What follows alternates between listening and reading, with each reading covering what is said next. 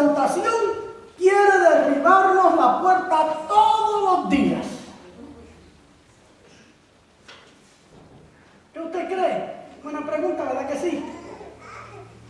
Hay muchas personas que preguntan acerca de la tentación y son buenas preguntas las que tenemos. Hay personas que también se preguntan y dicen, si Dios quiere que nosotros obedezcamos, entonces ¿por qué Él lo hace tan fácil para que nosotros desobedezcamos? Muchas veces nosotros también tenemos preguntas similares a esas. A veces que nos preguntamos si Dios, y llenamos el blanco, si Dios quiere que hacemos esto, hacer así, ¿por qué entonces esto sucede de esta manera? Si necesitamos entender entonces qué es lo que está detrás de estos versos. Podemos entender entonces por qué Jesús tuvo que padecer o pasar por la tentación. Y podemos entender el propósito de la tentación de Jesús. O el propósito de las tentaciones. La verdad es que esta mañana podemos entender, o quizás buscamos o venimos buscando un consuelo, un aliento. Sabemos que las situaciones a veces son difíciles para nosotros y muchas veces hay momentos en nuestra vida donde pensamos que es demasiado lo que estamos pasando, la situación en la que nosotros estamos, la tentación que viene a nuestras vidas. Para esto hay que saber algo y hay que saber quién era Jesús y qué Él hacía aquí en la tierra. Los versículos de los últimos capítulos del capítulo 3 de Mateo nos enseñan un poco de estas cosas. Mateo capítulo 3, versículo 17 dice que y oí una voz del cielo que decía, este es mi Hijo amado, en quien tengo o estoy muy complacido de Él. Ahora bien, la frase, este es mi Hijo amado, es una frase tomada del libro de los Salmos, del capítulo 2, verso 7, y toda persona judía sabe que esto es algo escatológico, algo profético, diciendo y anunciando el advenimiento del Mesías.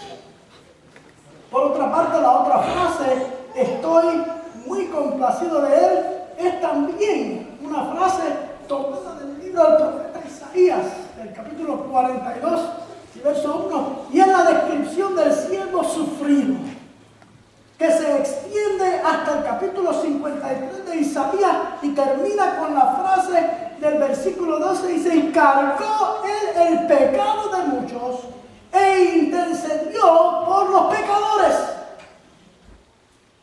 Cuando Jesús se identificó con el pueblo en el momento de su bautismo, y aquellas personas que estuvieron allí escucharon la voz de Dios, del Padre del cielo, que decía, este es mi Hijo amado en quien tengo complacencia, ellos pudieron entender en aquel momento que había algo especial en este personaje, y pudieron entender dos cosas. Número uno, pudieron entender que Jesús sí era el Mesías prometido. Y en segundo, pudieron entender que Él moriría por el pecado del mundo. Por otra parte, había algo especial en aquel momento. Número uno, que Jesús era el Rey. Pero también su trono sería la cruz que ellos mismos, los judíos, habrían de poner o hacer para Él. Jesús, el Mesías, había venido para buscar y salvar lo que se había perdido. Su misión era increíble. Su misión era atraer al mundo hacia Él y entonces poner su vida en sacrificio para la humanidad, para que todo aquel que en Él crea no pierda, sino que tenga la vida eterna. Así que aquí nos encontramos con Jesús, tan humano, también como tan divino. Él se hizo humano para poder darse a nosotros como humanos, para que nosotros pudiéramos tener la oportunidad que nosotros tenemos hoy. Como dijo Juan, he aquí el Cordero de Dios que quita el pecado del mundo. Este es el Jesucristo crucificado. Este es el Jesucristo que nosotros conocemos, que nosotros entendemos. Él se hizo humano para poder, o se hizo ser el Cordero inmolado sin mancha para ser crucificado y para el perdón de los pecados. Que solamente un derramamiento de sangre de un ser humano perfecto era lo que podía quitar el pecado de la humanidad. Pero como no hay ser humano perfecto, porque no somos perfectos, Dios se proveyó de su Hijo, queriendo purificar la humanidad, queriendo que nosotros pasemos a una eternidad, llegar al principio como Él lo había intentado desde el principio, que nosotros fuésemos seres, aleluya, personas creadas con el propósito de adorarle. Envió a su Hijo, un sacrificio perfecto, para que entonces nosotros pudiéramos recibir vida eterna. Fíjese que Jesús en varias ocasiones demostró que Él era el Hijo de Dios o el Mesías. El libro de Mateo nos enseña y nos presenta los milagros, las maravillas, todo lo que hizo, que va mucho más allá de lo que nosotros quizás habíamos esperado. Pero lo que nos llama a nosotros la atención más es la disposición de sufrir, de ofrecerse o de ofrecer a su Padre en los momentos en que se enfrentó a la tentación. La tentación de Jesús fue necesaria. Si usted me mirará un poquito extraño por qué la tentación de Jesús fue extraña, fue necesaria. Fue necesaria por dos razones. Primero, porque Jesús, el Jesús humano, tenía que aprender del Espíritu Santo y de la palabra de Dios. Si usted se da cuenta, en los versículos que hemos leído, puede encontrar que Jesús, siempre que vino la tentación a Él respondió con la palabra de Dios, con la misma palabra. Él tenía que ser probado, Él tenía que ser aprobado, y Él tenía que ser fortalecido. Y la Biblia nos enseña que a la edad de 12 años, Jesucristo comenzó, ya estaba aprendiendo y se estaba fortaleciendo. Jesucristo había nacido como los demás. Nació un baby, se enfermó, tuvo los mismos momentos de caerse cuando estaba aprendiendo a andar. ¿Y cuántas cosas no le pasó a Él cuando estaba creciendo? Él no se aprovechó de su divinidad. Y por ahí muchas veces enseñan que Jesucristo cogía piedras o cositas, las tiraba al aire y se convertían en palomas o en mariposas. Pero nosotros no hemos aprendido nada de eso, eso no aparece en ningún lugar. Jesucristo no se aprovechó de su divinidad, sino que fue humano toda su vida. Y siendo como nosotros, quiere decir que tuvo que pasar por todo lo que nosotros hemos pasado. Tuvo que enfermarse, darle hambre, cansarse. A lo mejor los padres le dijeron no cojas para allá y cogió para allá. No te subas a la mesa y se subió a la mesa. No juegues con fuego y metió la mano en el fuego. Porque a veces eso es lo que nos pasa a nosotros con los niños, ¿verdad que sí? Cuando los niños estaban creciendo, yo tenía deseo de decirle, pon la mano ahí en el fuego, a ver si entonces no la ponían. hacían lo contrario a lo que uno le decía. Mira, no cruza la calle corriendo y ahí va. Y uno que no puede correr casi porque ya, la verdad. Entonces, Jesús pasó todo eso. Hebreos capítulo 4, verso 15 nos dice que porque no tenemos un sumo sacerdote incapaz de compadecerse de nuestras debilidades, sino uno que ha sido tentado en todo de la misma manera que nosotros, aunque sin pecado. Jesucristo pasó las mismas tentaciones, los mismos problemas y situaciones, como todos nosotros, no hay nada diferente. Lo único que Él lo pasó sin pecado. Asimismo, en segundo lugar, podemos ver que era necesario que Él fuese probado como ningún otro ser humano ha sido probado jamás. Para probarle a la humanidad que era digno de reclamar su derecho de ser llamado el Mesías, el Hijo de Dios. Qué simple es, ¿verdad?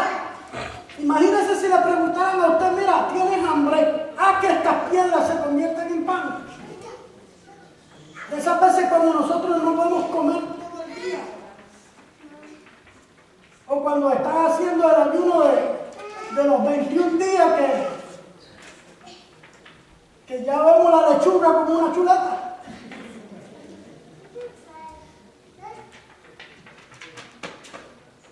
Pero para demostrarnos no solo que Jesús era sin pecado, sino también capaz de no cometer pecado. Él fue llevado a la tentación. Y la tentación de Jesús fue necesaria, como podemos ver y encontrar en los evangelios, para que nosotros pudiéramos entender que nosotros también podíamos pasar por el tiempo de la tentación.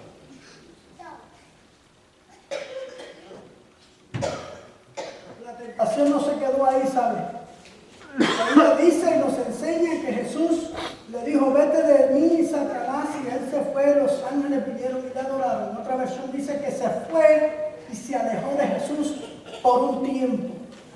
En otras palabras, regresó. Jesús tuvo tentaciones durante toda su vida y durante todo su ministerio hasta que llegó a la cruz. Por eso es que necesitamos entender el significado bíblico de la palabra tentación. Quiere decir ser probado o tener una prueba. También quiere decir ser seducido o instigado a algo malo o al maligno, especialmente cuando la persona misma o el mismo diablo es el tentador. Fíjese, le voy a dar un ejemplo. Los ingenieros dicen que para que el acero pueda ser resistente tiene que pasar por un proceso de prueba y tiene que ser purificado. Y para que el hierro pueda ser purificado y templado a la resistencia que necesita, tiene que pasar por el fuego. Y entonces, al pasar por el fuego, es derretido, es moldeado, es puesto de una manera para que pueda hacer el propósito del uso. Eso cuando a los automóviles, a los pickup trucks, a las camionetas, le dan cierta de eso de toneladas porque el hierro está templado para resistir. Si usted va a pasar por un puente que solamente resiste 2 toneladas y usted le va a meter 4, sabrá que ese puente se va a derribar porque no resiste. Pero de acuerdo a la resistencia del hierro es lo que va a resistir. Entonces, así como los metales moldeados y purificados, así somos nosotros también. Hay un dicho judío que dice que Dios no lleva a nadie a la dignidad,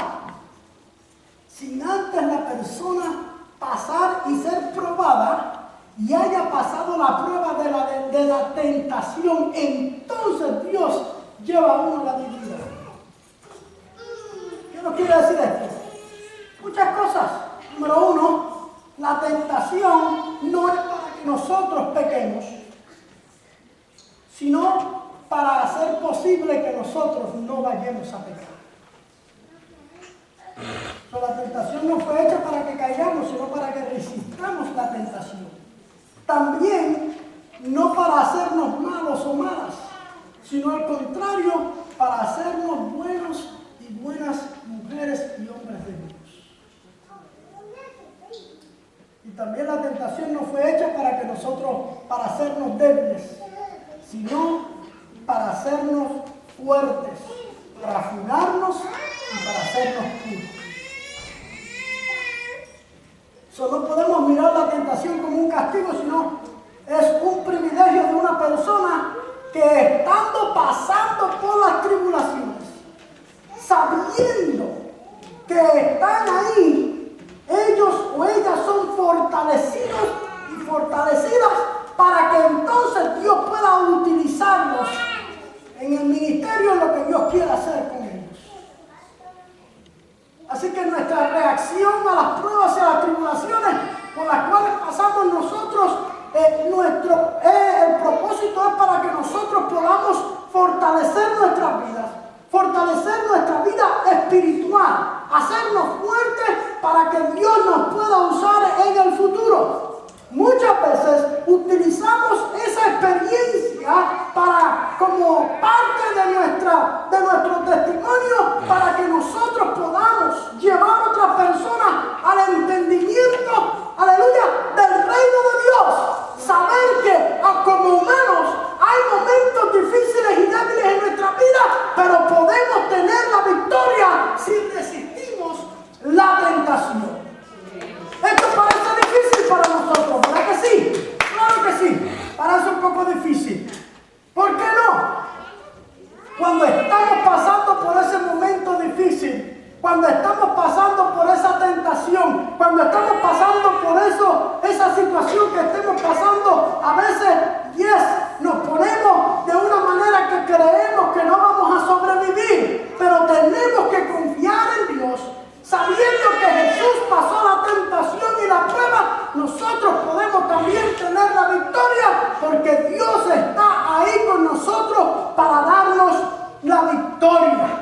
Amén. La experiencia de Jesús no se puede entender con una mente finita o con una mente, aleluya, de aquí de nosotros, sino hay que mirarla con una mente espiritual, con una mente, aleluya, de la cual nosotros tenemos que ponernos y mirar hacia Jesús primero antes que mirar hacia el hombre o hacia la mujer, o antes de mirar al problema por el cual nosotros estamos pasando o pasando por la tentación.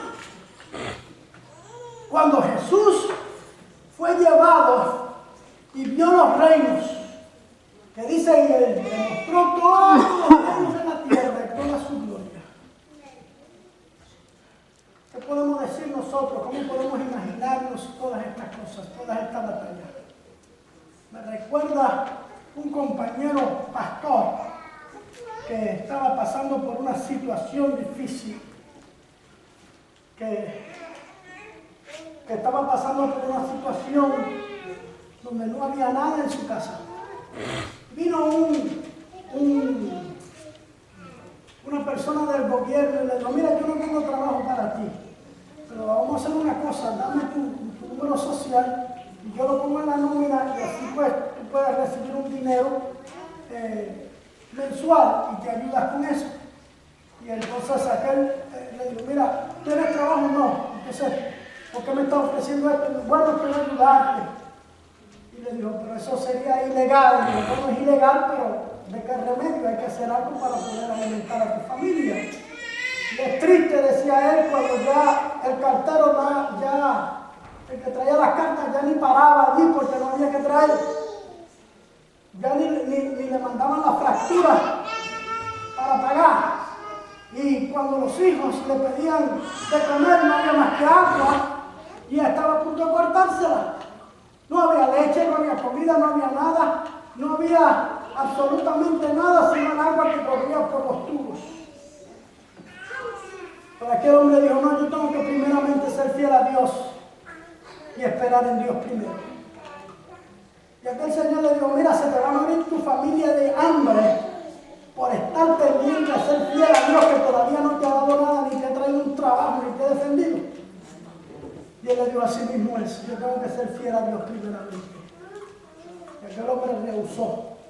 Cuéntale, hermano, que 2 o 3 días después, el cartero paró en la casa. Y dice, yo, que lleva meses que no para porque no hay nada que traer. Pero fueron y allí había una carta.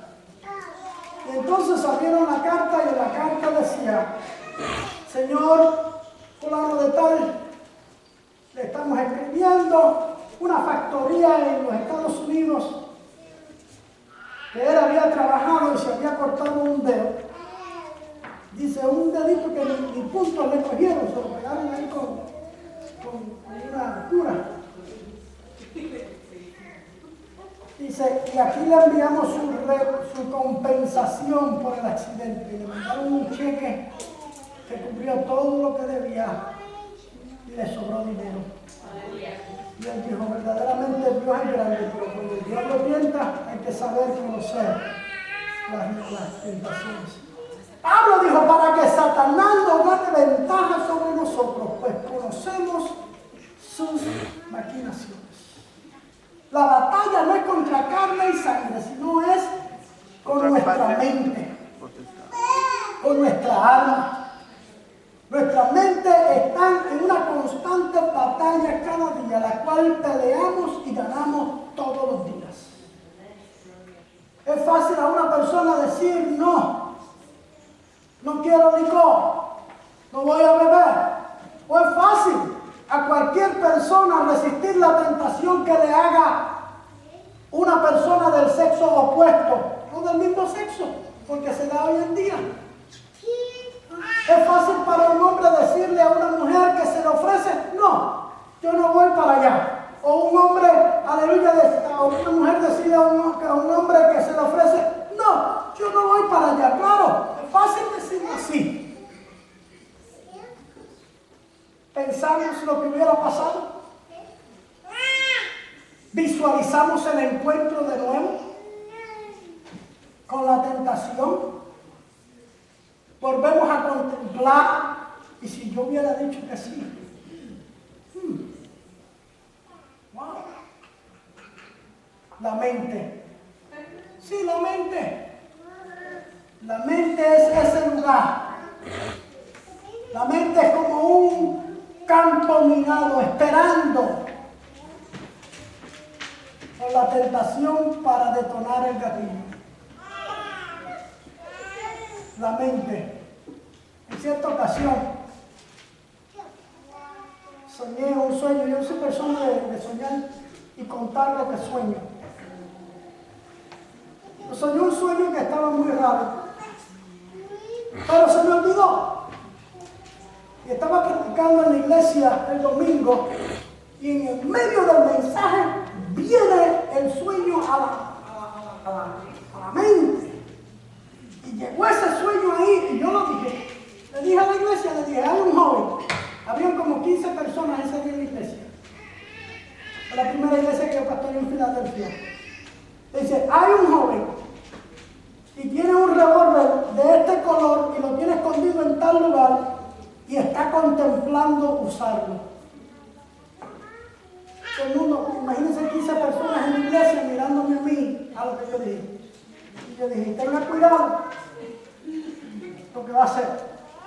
Pero le dije, siempre decirlo, y le dije, si hay alguien aquí contemplando hacer algo, tenga cuidado. Todo el mundo me miró así, como que dijo, está el pastor loco. Se fue todo el mundo para su casa y yo me fui para casa. Al otro día me llama un joven de la iglesia y me dice, pastor, sí, esa persona que usted habló, ese soy yo. El revólver es el mismo color que usted dijo. El revólver lo escondí exactamente donde usted me dijo que lo había escondido. Y lo escondí porque quiero vaciárselo a mi patrón, que me molesta tanto. Mi hermano me lo dio para que lo cogiera, se lo vaciara a mi patrón. Allí está. Y le digo, tienes que botar ese revólver, reconciliarte, tienes que hablar. Comenzamos a hablar, aquel joven desistió de hacer lo que iba a hacer. La mente.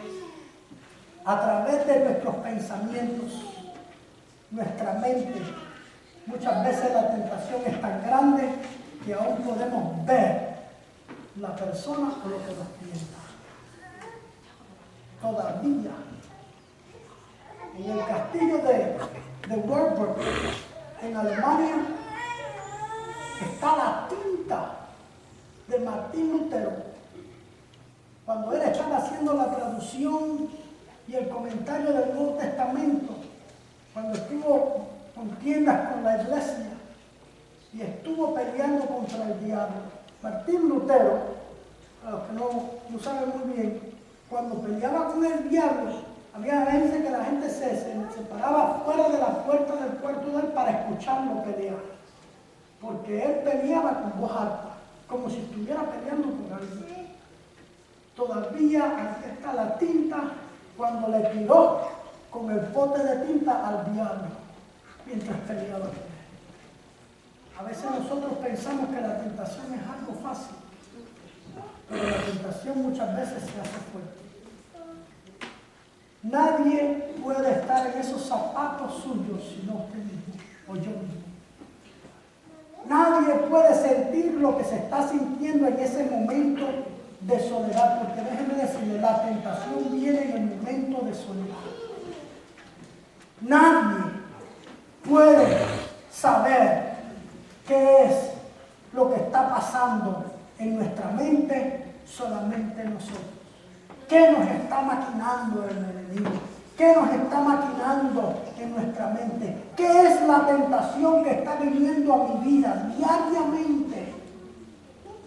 Nadie sabe, a veces nosotros decimos, nadie sabe lo que yo estoy pasando. Quisiera desaparecerme y que nadie jamás supiera de mí, que nadie jamás supiera dónde yo estoy. Quisiera irme para un sitio donde nadie me... Hace unos domingos atrás, una compañera pastora hizo un funeral de un joven de 17 años, atlético, ya aprobado por la Universidad de Georgia Tech, ya listo para irse. Se fue a las facilidades de Georgia Tech y se lanzó del segundo piso. Aquel joven cayó al instante muerto. Dejó una nota. La nota, después que la policía la investigó, se la entregó al papá, el papá se la entregó a la pastora y dijo, yo no quiero leerla, yo no quiero saber la razón.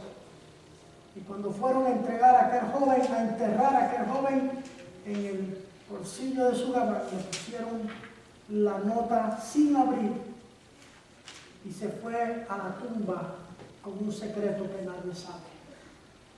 La tentación es algo que nos puede comer la mente. El enemigo puede traer a la mente cosas que nos pueden llevar a la destrucción. Pero ¿sabe qué? Hay una esperanza. Jesús fue llevado por el Espíritu al desierto. Sí, el Espíritu Santo. Es el Espíritu Santo que nos lleva a nosotros. Es el Espíritu que nos ayuda a enseñarnos y nos enseña a entender cuál es la tentación. Hay una esperanza. Jesucristo murió en la cruz del Calvario para que los malos pensamientos, para que la tentación fuese vencida, para que nosotros tuviésemos la victoria. Hay una esperanza. Primera de Corintios 10:13 nos dice, ustedes no han sufrido ninguna tentación que no sea común al género humano, pero Dios es fiel y no permitirá que ustedes sean tentados más allá de lo que puedan aguantar. Dios no permitirá